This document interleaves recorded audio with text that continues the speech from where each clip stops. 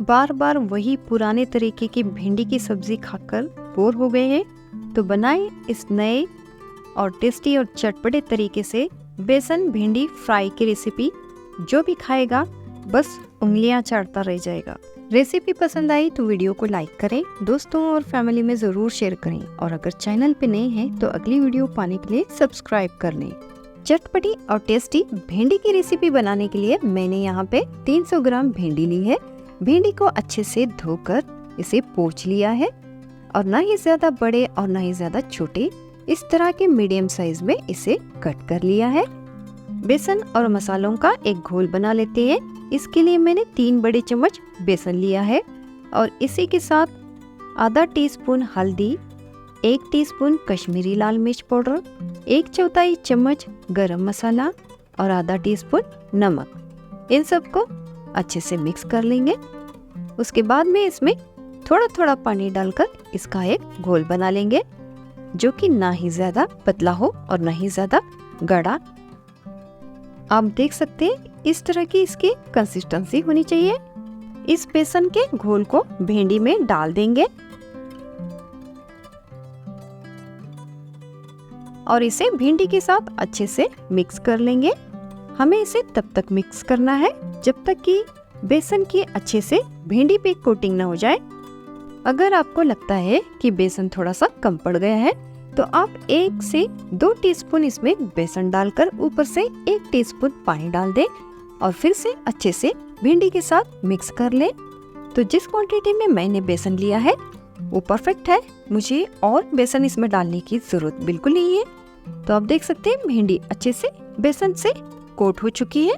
अभी भिंडी को फ्राई करेंगे, तो इसके लिए कढ़ाई में 2 कप जितना मैं तेल ले रही हूँ। तेल को मीडियम टू हाई फ्लेम पे गरम कर लेंगे। तेल बहुत ज्यादा गरम नहीं होना चाहिए। एक एक करके भिंडी तेल में डालते जाएंगे। आप हाथ से भी डाल सकते हैं। एक बार में कढ़ाई में जितनी भिंडी आ सकती है उतनी ही डालेंगे। भिंडी को एक एक करके ही डालें, एक साथ ना डालें, वरना बेसन की वजह से भिंडी आपस में चिपक जाएगी और ये अच्छे से फ्राई नहीं होगी। भिंडी को डालने के बाद इसे मीडियम टू लो फ्लेम पे 1 से 2 मिनट के लिए ऐसे ही छोड़ दें, बिल्कुल टच न करें, वरना जो बेसन की कोटिंग है वो खराब हो जाएगी। भिंडी को एक साइड से फ्राई करते हुए 3 मिनट हो चुके हैं। इसे इस तरह हल्के हाथ से चलाएं। इसी तरह उलट पुलट करते हुए भिंडी को मीडियम टू लो फ्लेम पे बेसन का गोल्डन कलर आने तक फ्राई कर लें। भिंडी को लगभग 6 से 7 मिनट के लिए मीडियम टू लो फ्लेम पे फ्राई कर लिया है। अब देख सकते हैं इसका अच्छा सा गोल्डन कलर आ चुका है। अभी इसे निकाल लेते हैं। इसी तरह बाकी बची हुई भिंडी को भी फ्राई कर लेते हैं। दूसरी बैच भी अच्छे से फ्राई हो चुकी है, इसे भी निकाल लेते हैं। आप इसे ऐसे भी खा सकते हैं स्नैक्स के तौर पर, ऊपर से थोड़ा सा नींबू का जूस या थोड़ा सा चाट मसाला डालकर मिक्स कर लें। या ऐसे भी बहुत ही चटपटे और टेस्टी लगते हैं। कढ़ाई में 1 टेबल स्पून जितना तेल बचा लिया है। इसमें आधा टीस्पून जीरा डालूंगी और जीरे को चटकने देंगे। इसके बाद इसमें बारीक कटा हुआ प्याज डाल देंगे। मैंने 2 मीडियम साइज के प्याज को इस तरह बारीक चॉप कर लिया है।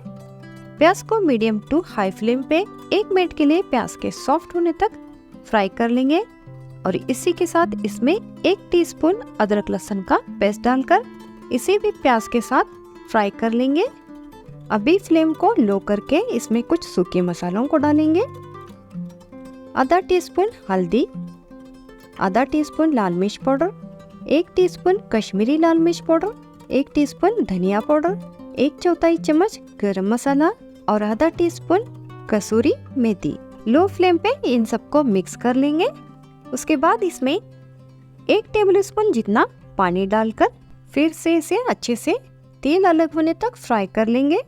अभी इसमें बारीक चॉप किया हुआ टमाटर डाल देंगे और इसी के साथ आधा टीस्पून नमक भी डाल देंगे ताकि टमाटर जो है वो जल्दी से सॉफ्ट हो जाए। मैंने यहाँ पे 3 मीडियम साइज के टमाटरों को इस तरह बारीक चॉप कर लिया है। आप चाहें तो टमाटर का पेस्ट भी बनाकर डाल सकते हैं। टमाटर को अच्छे से तेल अलग होने तक पका लेंगे। इसके बाद इसमें आधा गिलास पानी डालेंगे और पानी को मसालों के साथ अच्छे से मिक्स कर लेंगे। अभी इसमें 1 उबाल आने देंगे। उबाल आने के बाद इसे लीड लगाकर लो फ्लेम पे 2 से 3 मिनट के लिए छोड़ देंगे ताकि टमाटर अच्छे से सॉफ्ट हो जाए। आप देख सकते हैं मसालों से तेल अलग हो चुका है और कलर भी कितना बढ़िया आया है और टमाटर भी अच्छे से सॉफ्ट हो चुके हैं। अभी हमने जो भिंडी को फ्राई किया था वो इसमें डाल देंगे। इसी के साथ इसमें 1 टीस्पून चाट मसाला डाल देंगे। अगर आपके पास ये नहीं है तो आप आधे नींबू का जूस भी डाल सकते हैं। भिंडी को मसालों के साथ अच्छे से मिक्स कर लेंगे। उसके बाद इसमें आधा गिलास पानी डालकर अच्छे से मिक्स कर लेंगे। आपको जितनी ग्रेवी चाहिए उस हिसाब से आप इसमें पानी डाल सकते हैं और अच्छे से मिक्स करने के बाद इसे लीड लगाकर लो फ्लेम पे 1 से 1.5 मिनट के लिए छोड़ देंगे ताकि सारे मसालों का फ्लेवर भिंडी में अच्छे से आ जाए। तो लीजिए, चटपटी बेसन भिंडी फ्राई रेडी है।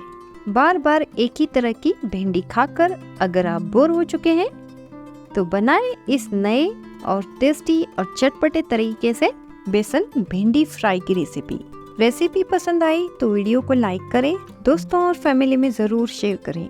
तो मिलते हैं ऐसे किसी रेसिपी के साथ अगली वीडियो में। तब तक के लिए टेक केयर।